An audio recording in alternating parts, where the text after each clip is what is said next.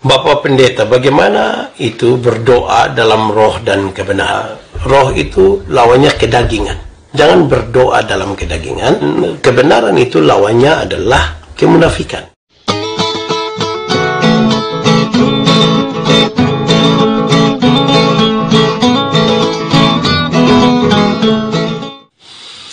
Bapak Ibu Saudara-saudara yang dikasihi dalam Tuhan, dalam kesempatan kita hari ini, sebagaimana yang tertulis, saya ajak kita merenungkan satu bagian pembacaan dari Kisah Para Rasul pasal 17. Kisah Para Rasul ini kisah yang indah, kita membacanya, kita belajar sesuatu daripadanya. Kisah Para Rasul pasal 17 ayat 16 sampai ayat yang ke-34. Kisah Para Rasul pasal 17 ayat 16 sampai ayat yang ke-34, firman Tuhan berkata demikian. Paulus di Athena.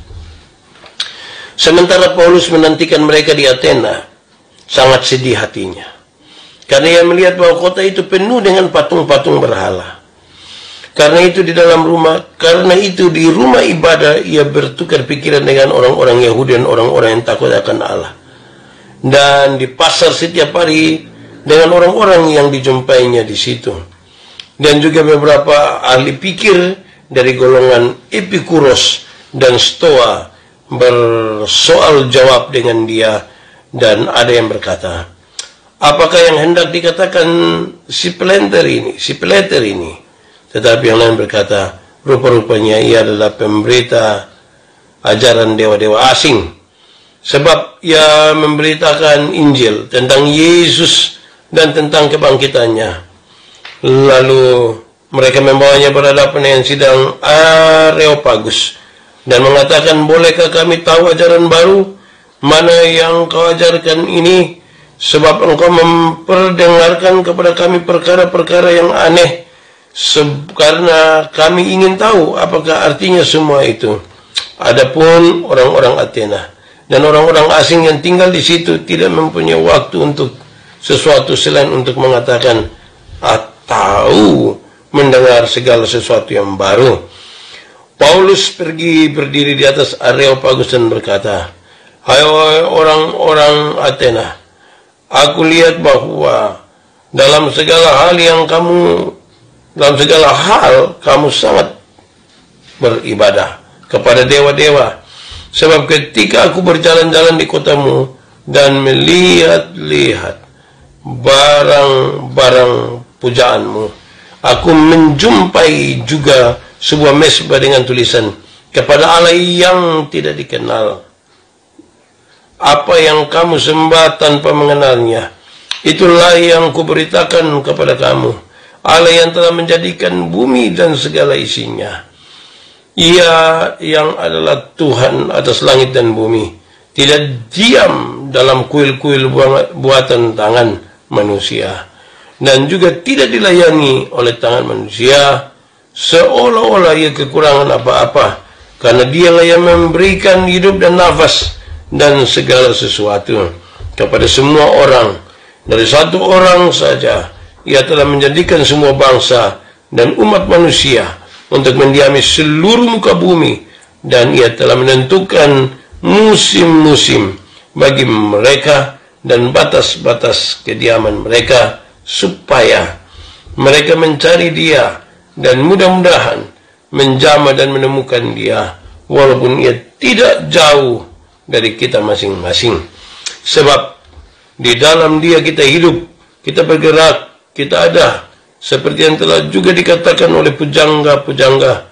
Sebab kita ini dari keturunan Allah juga. Karena kita berasal dari keturunan Allah, kita tidak boleh berpikir bahwa keadaan ilahi sama seperti emas atau perak atau batu, ciptaan, kesenian dan keahlian manusia, dengan tidak memandang lagi zaman kebodohan.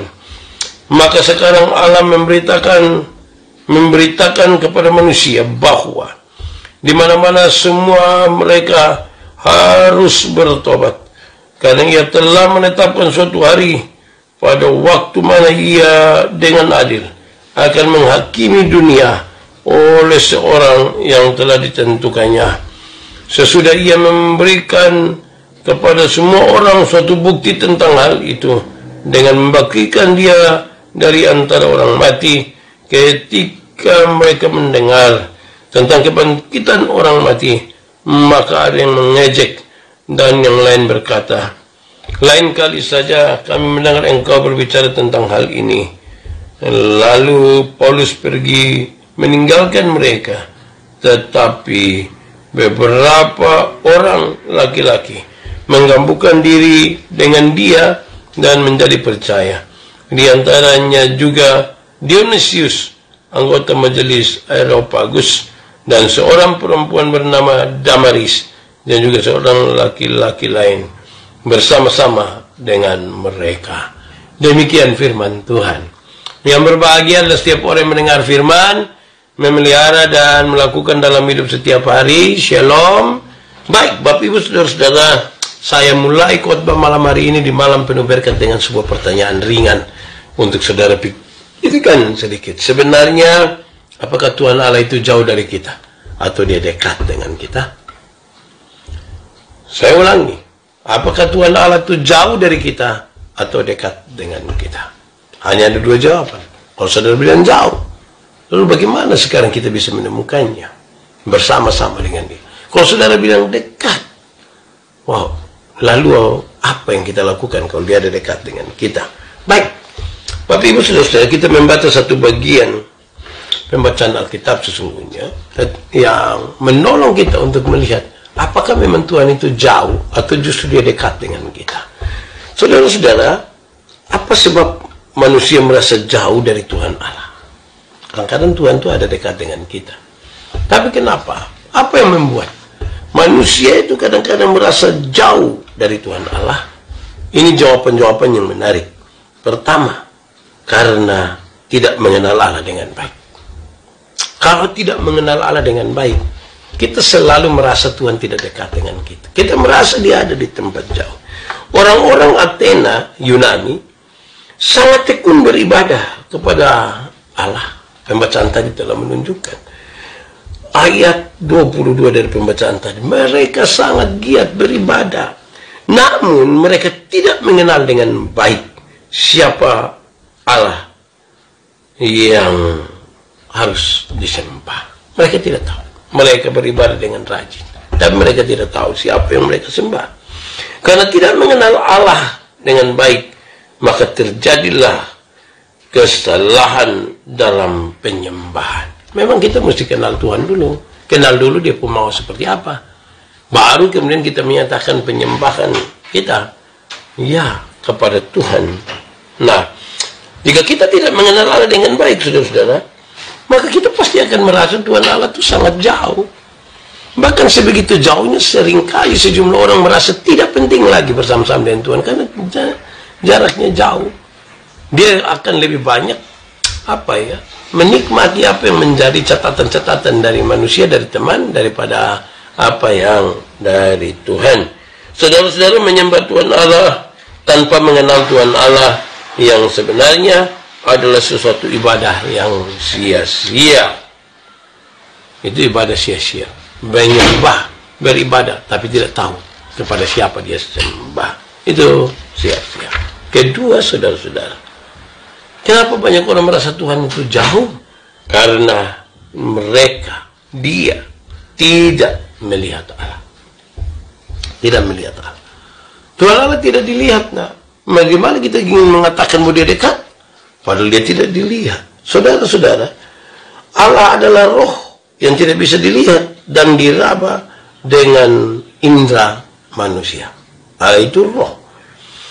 Namun, untuk bisa merasakan dekat dengan Tuhan Allah, maka orang-orang Athena membuat berbagai macam patung dan menyembahnya. Supaya merasa dekat dengan Tuhan, orang-orang Athena bikin patung-patung yang bagus-bagus untuk mereka sembah. Orang-orang Athena sangat sibuk. Karena itu mereka tidak ada waktu untuk mencari dan mengenal Allah yang sejati. Allah Abraham, Ishak, dan Yakub. Sudah dua alasan. Alasan pertama, kenapa sebenarnya sampai kadang-kadang orang merasa jauh dari Tuhan? Pertama, saudara-saudara, kan dia tidak mengenal Allah. Yang kedua, kan dia tidak melihat Allah. Menyembah Allah menyembahnya dalam roh dan kebenaran. Ini sebuah keharusan. Artinya kita tidak boleh mewujudkan Allah dalam bentuk materi dan kemudian kita buat dia menyerupai Tuhan. Ini bagaimana ini kalimat ini? Saya kira ada bermasalah sini.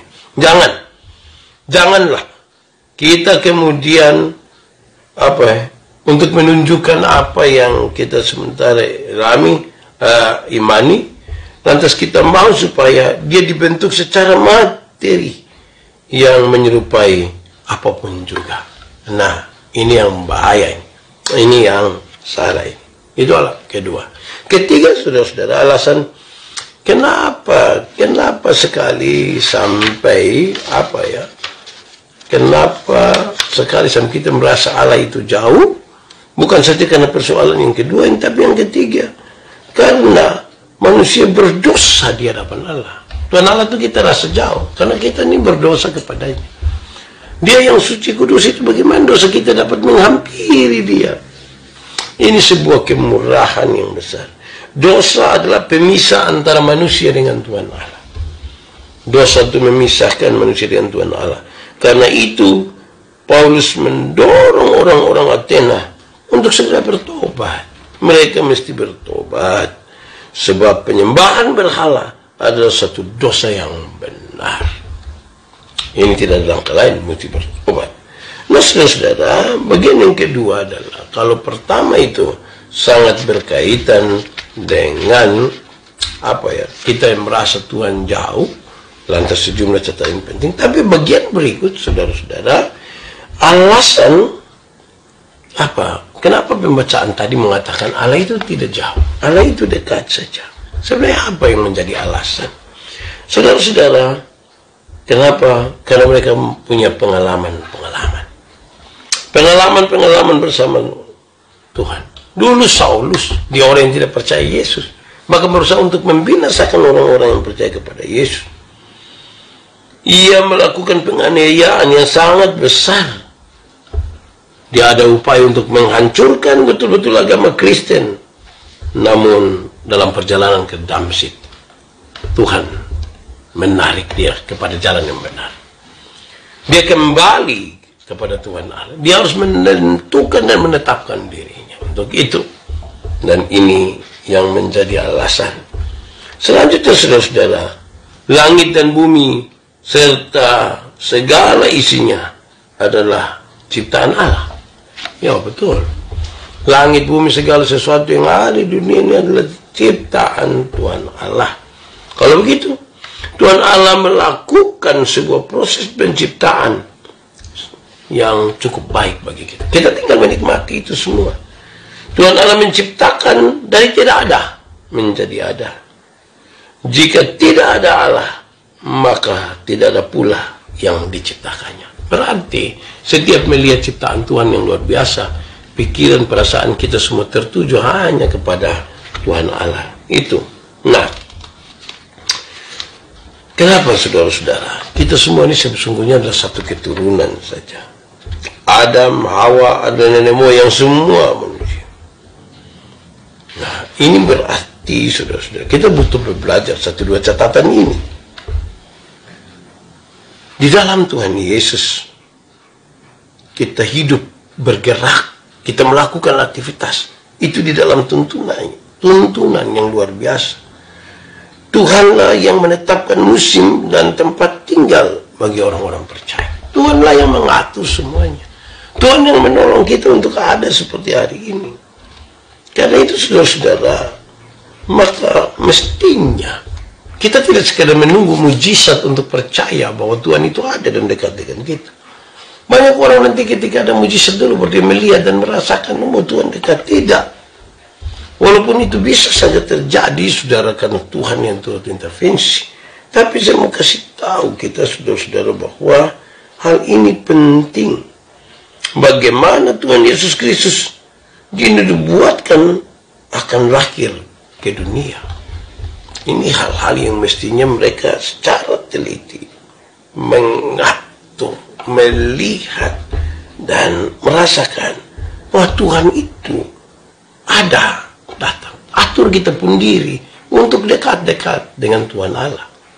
Dia ada. Kenapa? Karena Tuhan Yesus dinubuatkan ada di tengah-tengah dunia.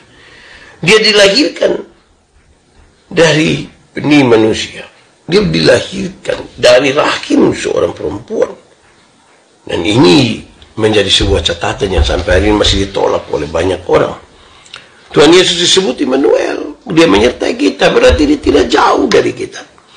Tuhan Yesus adalah Allah atau firman yang telah menjadi manusia. Dia dulunya sangat jauh, kan dialah Allah, dialah firman. Sekarang dia mengambil rupa sebagai manusia, diam di antara kita. Jika kita mengenal atau melihat Tuhan Yesus, berarti kita mengenal dan melihat Allah. Barang siapa melihat Yesus, dia melihat Allah, kata firman Yohanes 14 ayat 7 sampai ayat yang ke-10. Saudara-saudara, kita juga dapat dekat dengan Tuhan. Dia tidak jauh. Lewat Roh Kudus kita bisa mengenal. Bapak Pendeta, bagaimana itu berdoa dalam roh dan kebenaran? Roh itu lawannya kedagingan. Jangan berdoa dalam kedagingan. Jangan, kebenaran itu lawannya adalah kemunafikan. Banyak orang beribadah di dalam kedagingan, memuaskan keinginan telinganya, hatinya, semua yang ada, yang itu hanya bersifat kedagingan, bukan roh. Dan banyak orang datang kepada Tuhan bukan dalam kebenaran, tetapi dalam kemunafikan. Nah, kalau begitu ketika kita baca Yohanes 4, ketika dia berbicara tentang menyembah Tuhan dalam roh dan kebenaran, dua kata kunci ini menolong kita. Kalau menyembah Tuhan harus dalam roh, bukan di dalam kedagingan kita. Kedagingan itu kita mau supaya kita pun telinga tuh mendengar hal-hal yang buat kita merasa lah luar biasa. Jangan. Juga jangan datang kepada Tuhan dengan kemunafikan. Kita ini orang berdosa, tapi jangan munafik di hadapan Tuhan Allah. Justru karena kita orang berdosa, kita mesti menyatakan apa dari dosa kita yang kepada Tuhan Allah. Kita sampaikan, Tuhan, saya mohon ampun, saya rindu sekali untuk dekat denganmu. Kita terus bisa dapat berdoa dengan luar biasa. Amin. Terima kasih. Membaca tutup hari.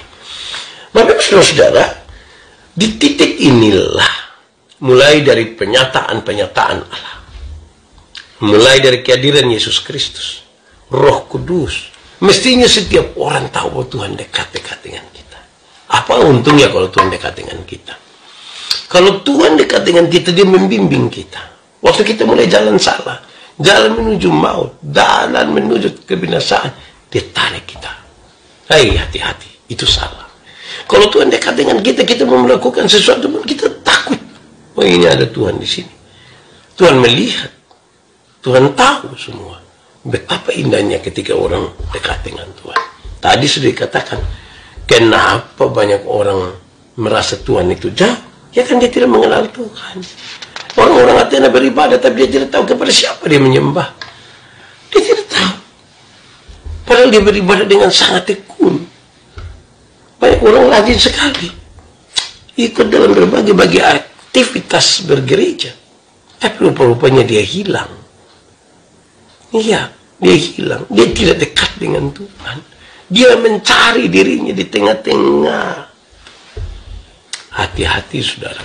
Ini panggilan yang sangat indah untuk kita lihat. Ingat, Tuhan dekat dengan kita. Satu dua orang sudah coba merumuskan, Tuhan itu hanya sejauh doa. Iya, hanya sejauh doa. Berdoa kok tidak kita, itu jadi pertanyaan. Jangan sampai kita tidak berdoa. Jangan sampai kita jauh dari doa. Doa-doa kita tuh hanya kata-kata hafalan yang diucapkan dari mulut kita tanpa relasi personal dengan Tuhan yang kuat. Lama-lama kita bisa meninggalkan Tuhan. Lama-lama kita merasa bahwa tidak ada yang indah dalam perjalanan dengan Tuhan. Sekarang sadarilah, saudara-saudara. Hari ini demi nama Tuhan saya bilang pada saudara, Tuhan itu dekat dengan saudara. Dekat. Saudara melihat kiri kanan, pasti postur tampilan Tuhan secara lahiriah tidak ada. Dia bukan materi, dia dekat dengan kita. Tapi kehadiran Yesus Kristus menegaskan dia ada di tengah-tengah kita. Dia tinggal bersama-sama dengan kita. Roh Kudus ada di dalam kita. Ini Allah yang mestinya mengajarkan kepada kita dan membuat kita dari sehari ke sehari makin optimis.